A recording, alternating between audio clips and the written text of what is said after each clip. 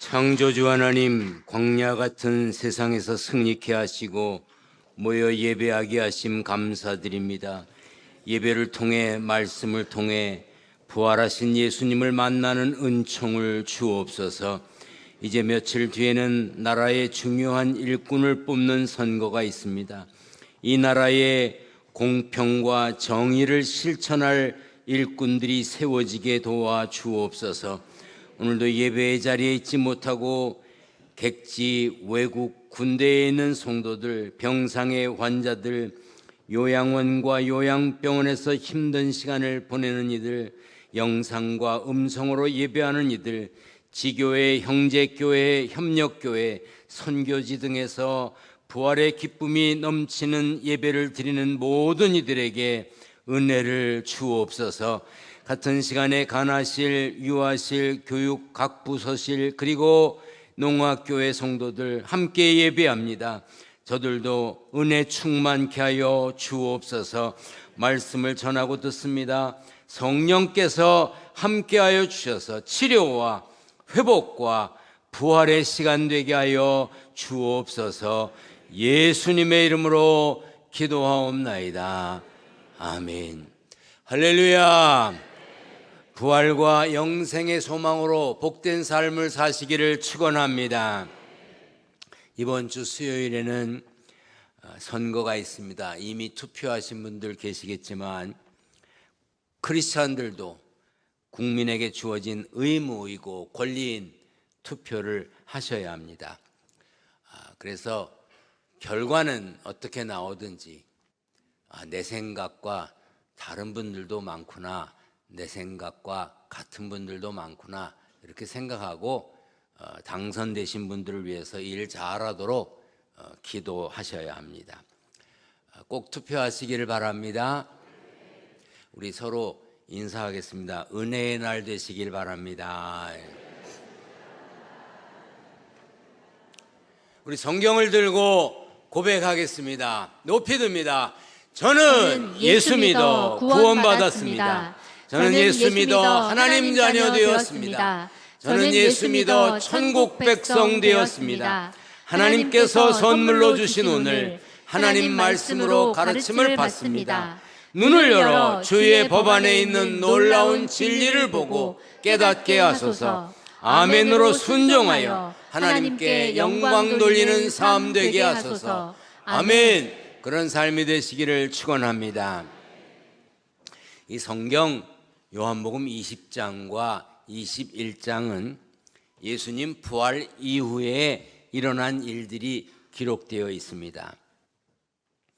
만약 여러분들이 예수님 당시에 계셨다면, 여러분들이 예수님의 제자였다면 끌려가시고 매맞으시고 십자가에 못 박히시고 죽으시고 무덤에 묻히신 것을 다 보았는데 그 예수님이 살아났다 그러면 할렐루야 그럴까? 아니면 놀렐루야 그럴까?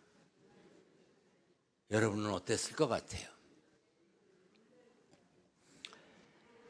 성경을 보면 대부분의 제자들이 당황했고 어리둥절했고 이게 무슨 일인가 하면서 어쩔 줄 몰라 했습니다.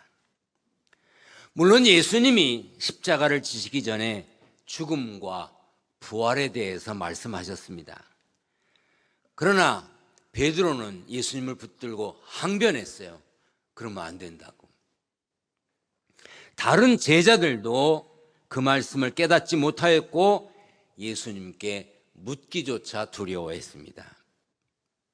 그때 제자들은 부활에 대한 말씀을 들었지만 제대로 이해하지 못했고 실제로 예수님이 부활하셨을 때 온전히 믿지 못했습니다.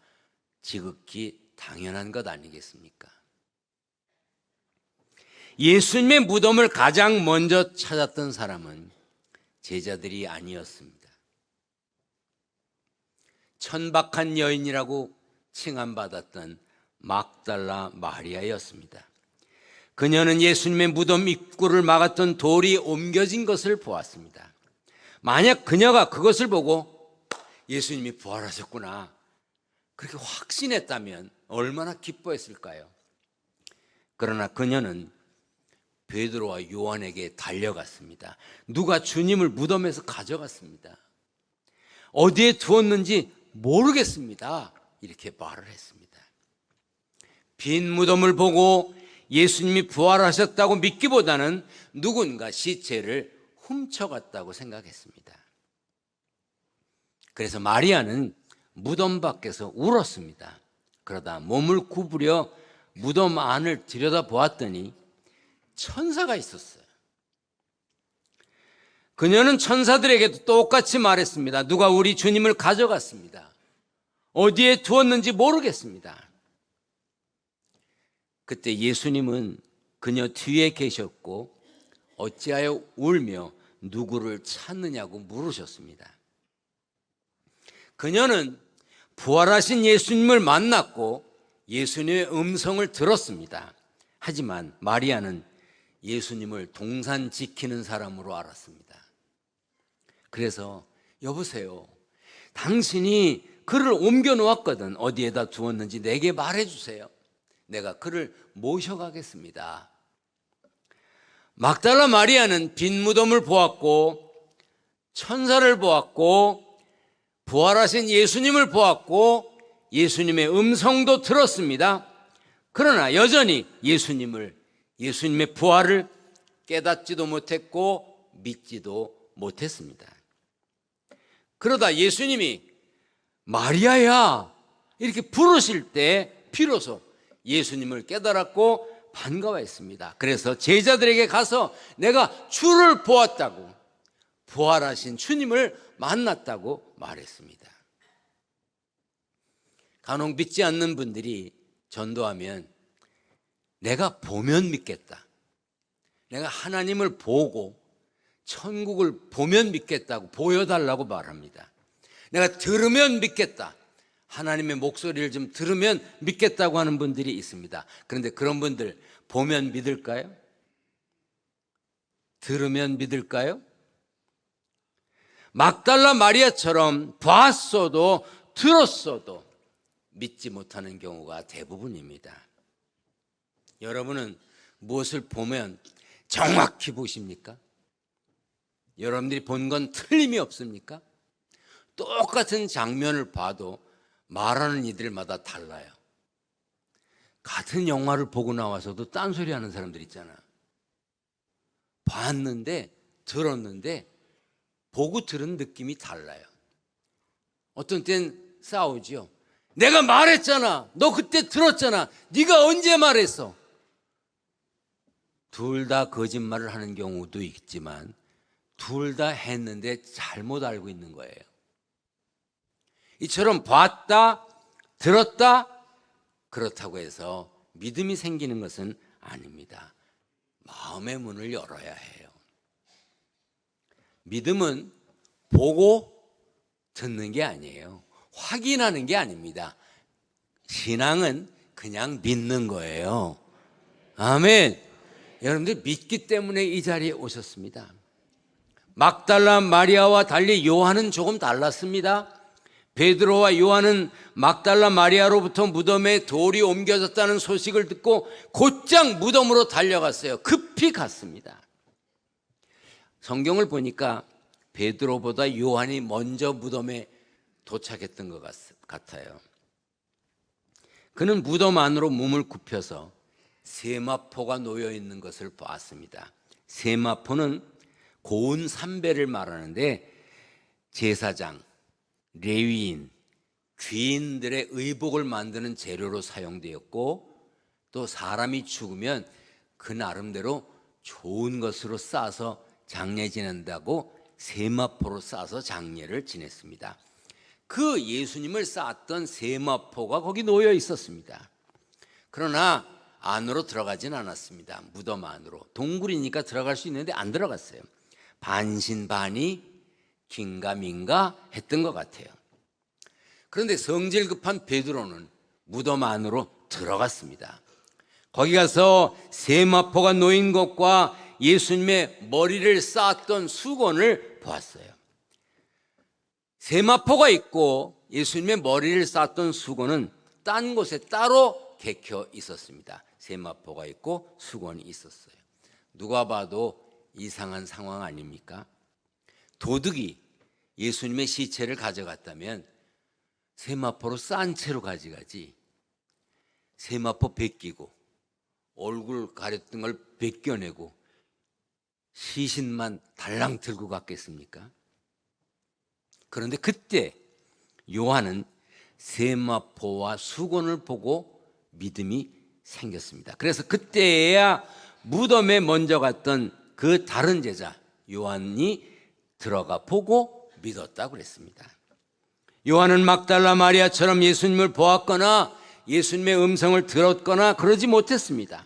다만 빈 무덤과 세마포와 수건만 보았는데 예수님의 부활을 믿었습니다. 그런가 하면 도마 같은 제자도 있었습니다. 예수님은 두려워서 떨고 있던 제자들에게 나타나셔서 너에게 평강이 있을지어다 평강을 선언해 주셨어요. 그리고 손과 옆구리를 보여주셨습니다. 그런 예수님을 본 제자들은 기뻐했습니다. 그런데 도마는 그 자리에 있지 않았어요. 다른 제자들이 예수님이 부활하셨다고 말했겠죠. 그런데 도마는 믿지 않았습니다. 그래서 내가 그의 손에 못자국을 보며 내 손가락을 그 못자국에 넣으며 내 손을 그 옆구리에 넣어보지 않고는 믿지 않겠다고 그랬어요. 내가 확인해 봐야 믿지, 내 눈으로 보고 내 손으로 만져봐야 믿지, 당신들이 하는 말은 믿지 못하겠다. 그러자 예수님이 내 손가락을 이리 내밀어 내 손을 보고 내 손을 내밀어 내 옆구리에 넣어보라. 그리하여 믿음 없는 자가 되지 말고 믿는 자가 되라고 말씀하셨습니다. 도마는 그때서야 나의 주님이시요 나의 하나님이시니다라고 말했어요. 그러자 예수님이 너는 나를 본고로 믿느냐?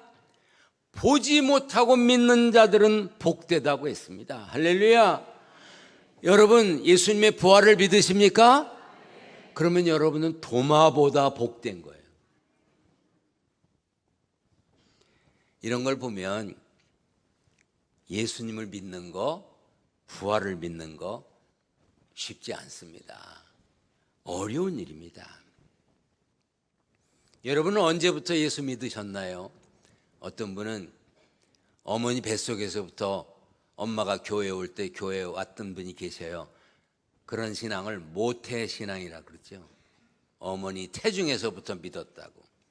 어떤 이는 어릴 때 교회에서 성경학교를 한다고 가자고 그러니까 가면 재미있고 일단 먹을 걸 주니까 그때 교회에 따라왔다가 예수 믿는 분이 계세요.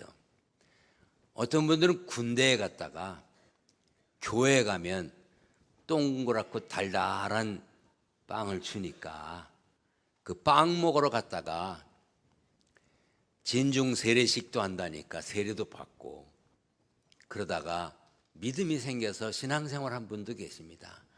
어떤 분은 뺀질뺀질 안 믿다가 뭐가 잘 안 되고 어디가 아프고 그럴 때 주변 사람들이 기도해 보라고 하나님께 맡기고 기도하세요. 교회 나오세요. 그러니까 그래서 교회에 왔다가 정말 믿음이 생겨서 신앙생활 하는 분들이 계십니다. 참 다양한 사연과 이유로 예수 믿는 분들이 많이 계시죠.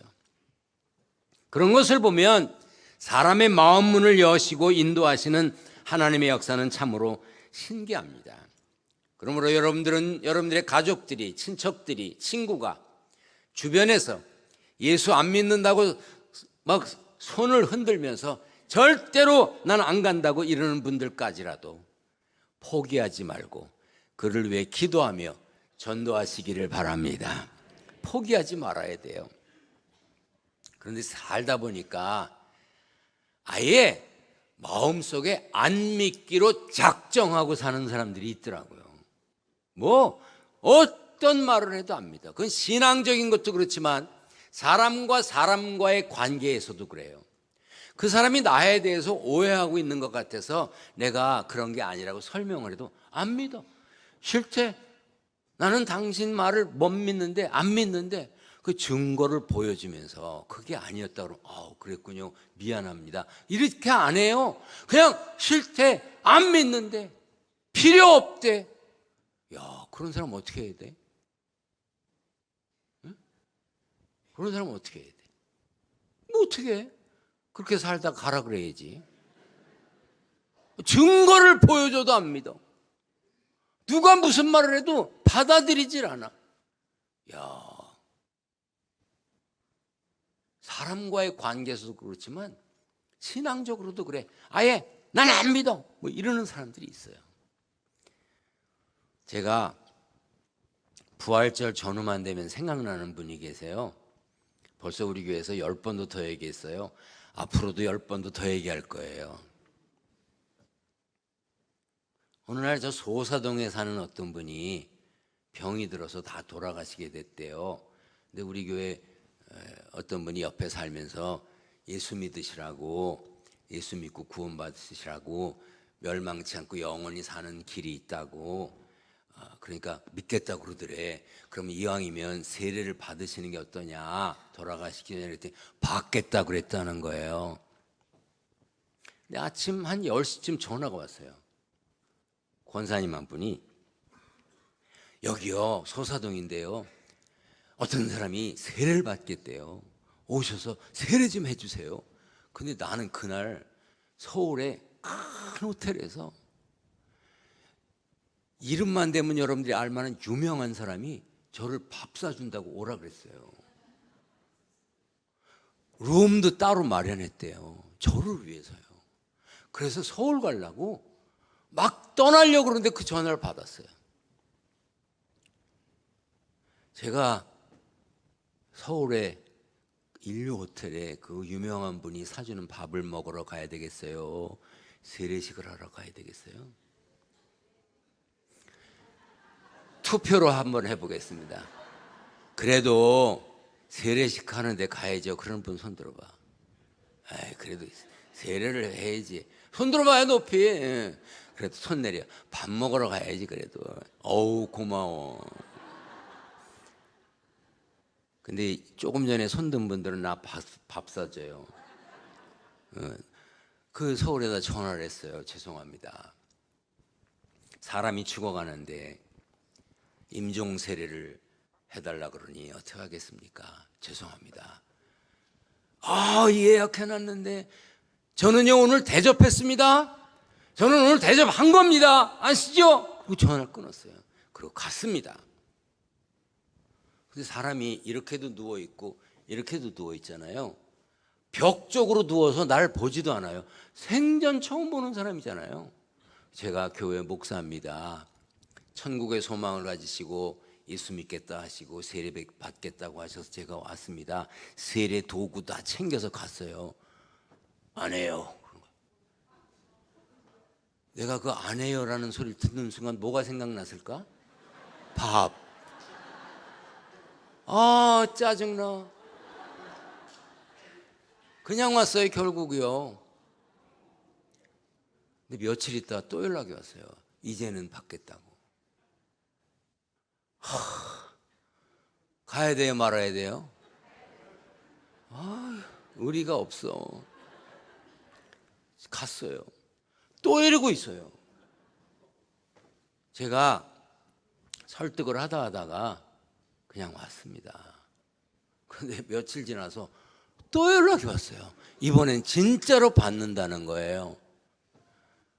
내가 정말 2번 속지 3번은 안 속는 사람이라 우리 교회에 있던 박춘정 목사님 보고 거기 가봐라, 가면 이래고 누워있을 텐데 그래도 실망하지 말고 그저 세례 받는다 그랬으니 그냥 헛걸음하는 심 잡고 가라 그랬습니다.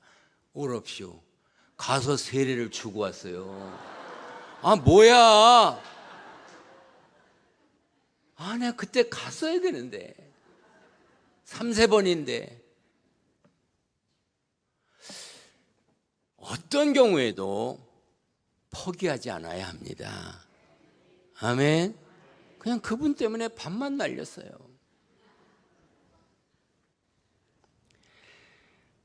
빈 무덤과 천사로도 부족했던 막달라 마리아에게는 예수님이 직접 나타나셔서 이름까지 부르셨고, 무서워 벌벌 떠는 제자들에겐 가셔서 손과 옆구리를 보라고 확인시키면서 부활하셨음을 보여주셨고, 손을 넣어서 확인하지 않으면 믿지 않겠다고 하는 도마에게 가서 만져보라고까지 하셨던 예수님. 부활하신 예수님은 각자의 성품과 기질에 따라 그 사람이 원하는 대로 하면서 부활을 전하셨습니다. 그러므로 우리는 믿지 않는 가족이나 지인이 있다면 그분이 예수님을 만날 때까지 포기하지 말고 계속해서 기도해 줘야 합니다. 그분의 마음 문을 열도록. 요한계시록 3장 20절에 볼지어다 내가 문 밖에 서서 두드리노니 누구든지 내 음성을 듣고 문을 열면 내가 그에게로 들어가라. 그와 더불어 먹고 그는 나와 더불어 먹으리라. 어느 날 그의 마음의 문이 열리도록, 그래서 주님을 만나도록 기도하는 입술 되시기를 바랍니다. 그런데 베드로는 어떻게 했을까? 베드로 요한과 같이 빈 무덤에 갔어요? 세마포도 봤어요? 얼굴에 덮었던 수건도 봤어요? 베드로 어떻게 했어요? 집으로 갔어요.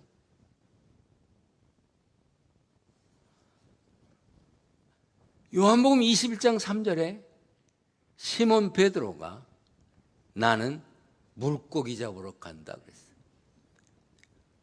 요한복음 21장 3절을 보면요, 나는 물고기 잡으러 갈 거야 그래요.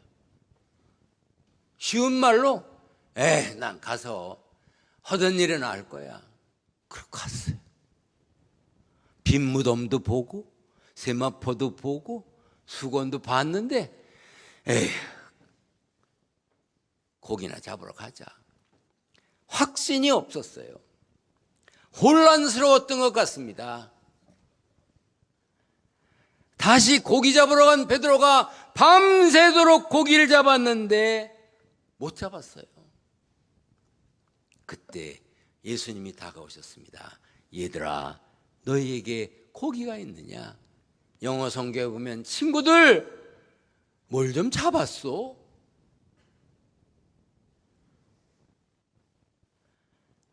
예수님이 아무것도 잡지 못한 베드로와 다른 제자들에게 배 오른편에 그물을 내려보라 그랬습니다. 밤새 헛손질했지만 배 오른편에 그물을 내렸습니다. 그물이 너무 무거워서, 잡힌 고기가 많아서 무거워서 그물을 들 수 없을 정도로 고기가 잡혔습니다. 그때 베드로가 무슨 생각을 했을까요? 예수님을 처음 만났던 날 밤새도록 고기를 못 잡고 나와서 그물 씻으려고 하는데 깊은 데로 가서 그물을 한번 내려보시오. 그물을 내렸더니 고기가 너무 많아서 당황할 만큼 놀랐습니다. 베드로가 배 오른편에 그물을 내려 고기를 잡은 뒤에 예수님을 처음 만났던 그날을 기억하지 않았겠습니까? 얼마나 당황하고 놀랬겠습니까? 예수님인 줄 알았을 것입니다. 그런데 예수님 뭐 하셨습니까? 숯불을 피우고 계셨어요. 베드로에게 숯불은 기억하고 싶지 않은 것이죠.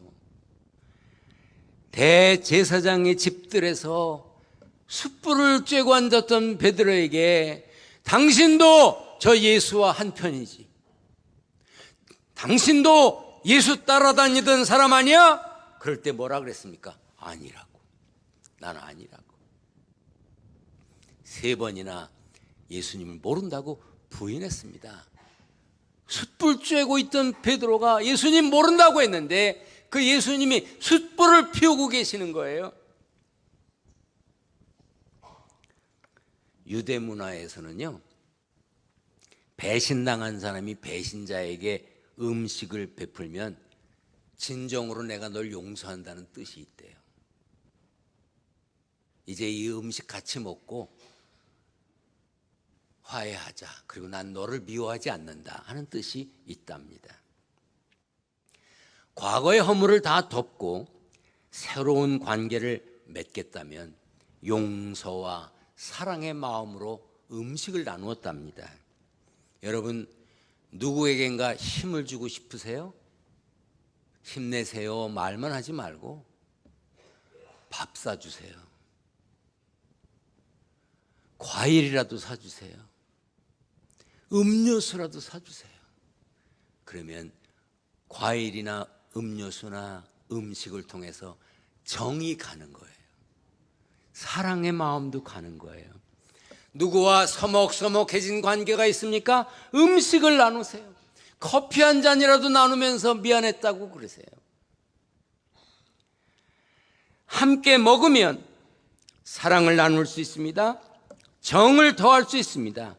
무엇인가 먹으면 마음을 전할 수 있어요. 힘내세요 말보다 함께 식사하시죠. 이거 제가 먹어보니 맛있는 겁니다. 한번 들어보시죠.